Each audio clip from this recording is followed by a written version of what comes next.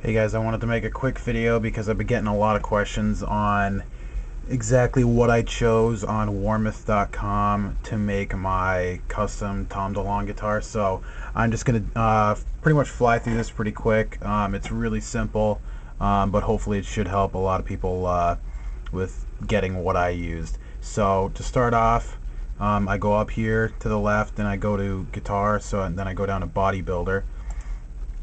And I go to a Stratocaster replacement.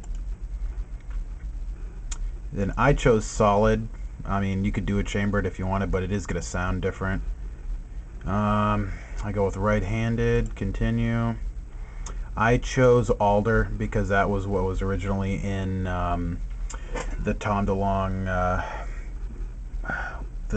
like factory line ones, whatever used to come out. But you can click on these question marks here and it'll give you an idea of how warm or bright a guitar is going to sound depending on the wood that you use. So like if you use like a maple, it's going to sound a lot brighter than if you picked an alder one, but that's what I use. I did not use a laminate top. Again, no laminate top. I went with the top route. Most Fender guitars are a top route, unless you're doing like just a solid stain instead of and like no pick guard. You could do like the rear route, but I mean that's gonna be completely different. So for this, you can kind of pick how you want your guitar to be routed for your pickups. I figured it would just be easier to just make a universal one. That just makes it a big hole right there that will be covered by the pickguard. If you end up wanting to change things around to have like say 3 humbuckers or 3 Strat style or anything like that. So I picked universal. I mean, if you had a little bit more wood there instead of like cutting it all out, it might give you a little bit different sound, but I don't think it would matter all that much. For bridge type, I went with hardtail, and then I chose the Fender American standard flat mount.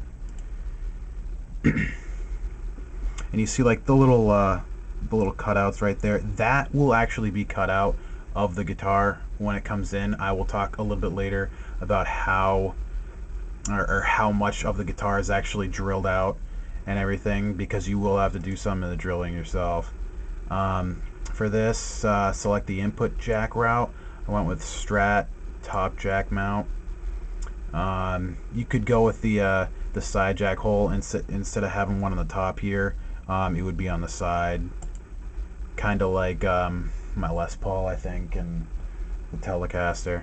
For neck pocket, I went with Strat. For mounting holes, I went with the standard 4-bolt. I didn't do anything with the body contours. For some reason, like, you can't click on some of them sometimes. I think you have to have certain specifications before you even get to this page for them to even be able to get that. So no battery box route. The only times you really need a battery box, as far as I know, is if you're doing like some crazy kind of electronics in there, like effects, or if you are doing using an active pickup like an EMG 81 or something like that. And then this is where you pick your color. Just for the hell of it, I'll do like the Tom DeLonge surf green. Why not? Now continue. You can go to add a pick guard, and you click up here, add a pick guard, and then you kind of pick your style. You can do like a pearloid, an antique, or a white pearl. I mean, I like the vintage pearl. I think it looks pretty cool.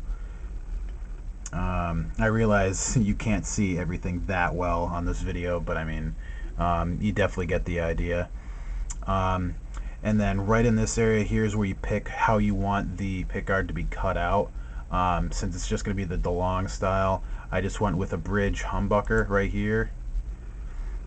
And so you'll see up here that it just cut it out right there, so that's fine. For bridge cut, standard mounting holes, 11 holes, fine.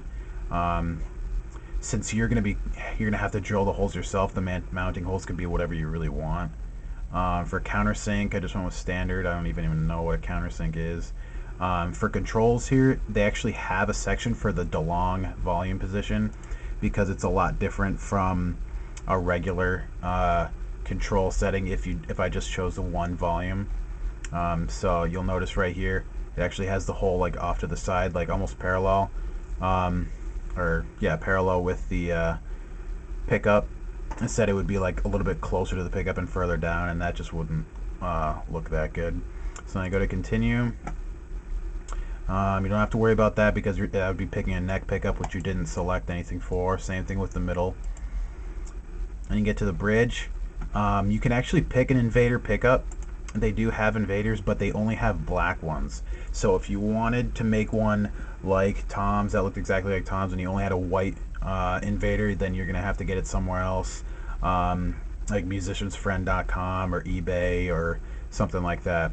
On eBay you can actually even find some pick guards that are already wired with the pickup in it, so it's not too bad. Some of them are actually pretty cheap too. You're getting for your control knob, I went with the round top chrome. I think it does look pretty good. You can do a flat top chrome if you really wanted to. Some of his guitars use the flat tops, some of them use the round tops. I like the round top personally. Then you get to the bridge part, and then I just chose the Fender American Standard Flat Mount. And since I chose that certain route earlier, that's the only option it even gives me for that, so it doesn't really matter after that. And then you choose your input jack, cover, which is pretty simple. You just pick if you want black, chrome, or gold. Neck plates, if you want like say one that says Tom DeLonge, like in the old like on the older guitars where it actually says Tom DeLonge on it, you could probably find one on eBay, but I mean, just for the hell of it, I just chose a regular chrome one. Strap holders, I like the strap locks personally, so I got the Schaller strap lock chrome, or you could just get the standard strap buttons for a little bit less money. String ferrules are the part on the guitar, like right on the back there that the strings go through. If you wanted to match everything else, I would just go with chrome. Alright, and then that's pretty much all you can do on Warmoth for building your guitar. I mean, you can kind of see here, see if I can get a better view of it. It does look pretty good. Definitely not that hard to figure out, but I do have a couple more things to say about how to finish everything up here, so I'm going to turn the camera around so you can kind of see me while I'm talking.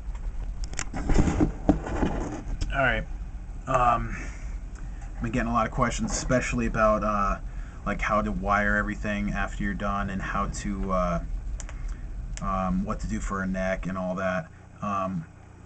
You can buy a neck from Warmoth. They have a lot of different styles. I mean, if you could even put a Telecaster neck on there if you wanted to. Like when you're picking the neck route, you could actually pick like a Telecaster style if you really wanted to. But what I did was I just went to eBay and I just bought a Fender DeLonge neck because I like the neck that was on my other DeLonge, and it seemed like a good choice personally. So, and that already came with the tuners and everything. But what you can do is you can actually you can pick a different neck if you really wanted to. As long as it's a Strat neck, I mean, you're gonna have to definitely be sure that it's gonna fit in there, because there are different styles of necks. Like when you're picking the route holes for the necks, some of them could be a 3-hole neck, some of them could be the 4 bolt. So there is that. What else? When I got my neck, it didn't fit into the guitar that well. The neck pocket actually needed to be sanded down a bit, and that's another thing. I brought pretty much this whole project to another guy who was actually really good with all this stuff after I pretty much took care of like some of the easy stuff. The holes that the pick guard screws to were not drilled. I had to drill those myself. I don't remember if the screws that hold the bridge on were drilled already. I don't remember, but you might have to drill those too. But like I said, I don't think you had to drill them, but I could be wrong. You do have to drill the holes for the part that holds the input jack on, and you do have to drill the holes that have the Strat buttons go onto. So from there, you have to wire everything. Thankfully, with this type of guitar, it's like the easiest thing you could wire. I mean, everything other than this is going to be probably more difficult. You got one volume knob, one pickup, and there are some like diagrams online. You could type in like a Fender Tom DeLonge wiring diagram, and you will definitely find something, like some pictures that you can use to reference if you want to do the wiring yourself. I mean, it definitely would be a smarter decision to bring it to someone. Let's see, you're gonna also have to buy a volume pot. You're gonna probably want to get one that's 500K, because if you get a 250K, it's not really going to be able to handle the output of the humbucker as well. That's what everybody was telling me anyway. I think they get even hotter than that, like maybe even like 750 or 1000K. I don't remember, but there are plenty of websites to get volume pots, and make sure you get one that isn't like a push pot or like a double one. Like, there's a lot of weird different styles. Try to make sure to just get like a normal one. You do have to buy an input jack. I always forget what the size is. I think it's 3/4. Or no, it's a 1/4. It's a 1/4 inch input jack size. So all you really have to look for is like a 1/4 inch input jack on like a guitar electronics site. You have to get some wiring, just to wire everything together. I'm pretty positive I used 22 gauge stranded wire. If you get different colors, it definitely helps to distinguish between everything. Let's see. Yeah, like I said, definitely get stranded, not solid. What else?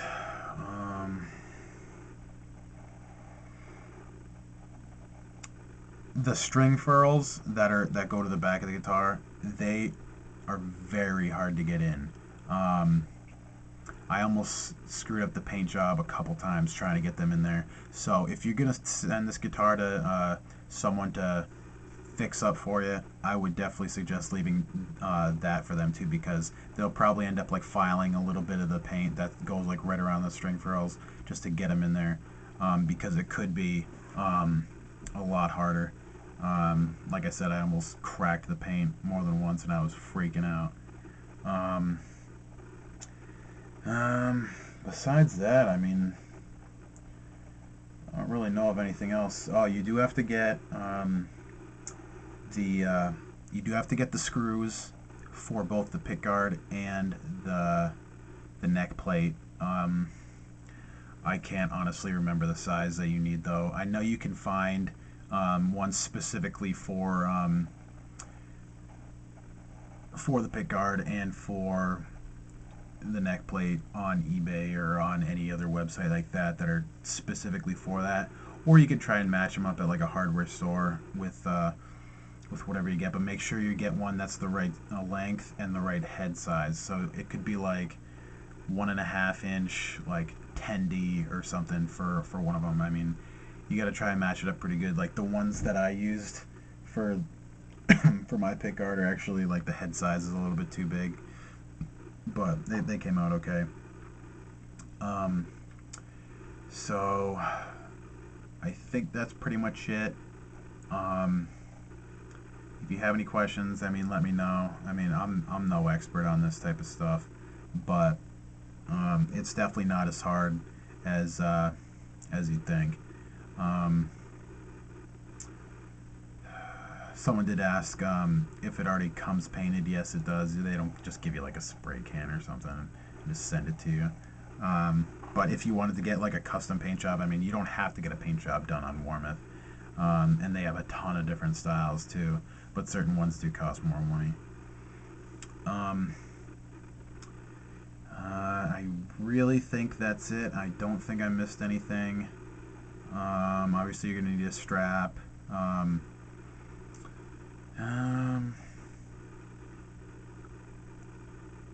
but yeah, like I said, I would definitely bring it to a professional. That's what I did. Um, because there was a lot of little things that had to be done that I would have no clue about. Like the neck that I had bought apparently was the truss rod had been loosened for however long this company had it, and because it was loose for so long, it just kind of bent, and I didn't even know that. And so the guy had to completely adjust that, and because of that, he said he had to do like some filing on the frets. He had to, like I said, he had to adjust or sand down the neck pocket a little bit to make sure that the neck actually fit in there. So, I mean, it's a lot of work, but once it's done, it'll probably be one of the best guitars you've ever played, and it's definitely worth it. I mean, I do have my black one. My black one is more or less just one of the assembly line ones that they came out with like 12 years ago. And, I mean, while that is a fun guitar, this Warmoth one completely blows it away. And I almost hardly even play the black one because I love the orange one so much. So, I hope this helped. I know you couldn't really see the screen all that well, but I mean, if you kind of listen to what I was saying, and I mean, you can kind of see where my mouse is going. So, I hope it helped, like I said, and if you got any questions, just feel free to leave a comment below. So, see you later.